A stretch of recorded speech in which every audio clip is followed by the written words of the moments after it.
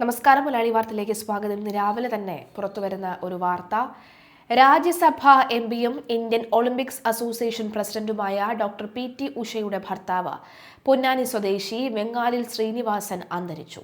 63 വയസ്സായിരുന്നു.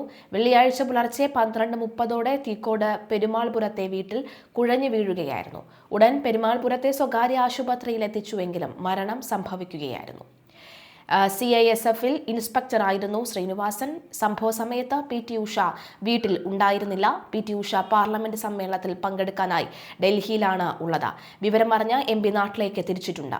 പൊന്നാനി കുറ്റിക്കാട് വെങ്ങാലിൽ തറവാട്ടിലെ നാരായണൻ സരോജിനി ദമ്പതികളുടെ മകനാണ്. കേന്ദ്ര വ്യവസായ സുരക്ഷാ സേനയിലെ റിട്ടയർഡ് DYSP ആയിരുന്നു.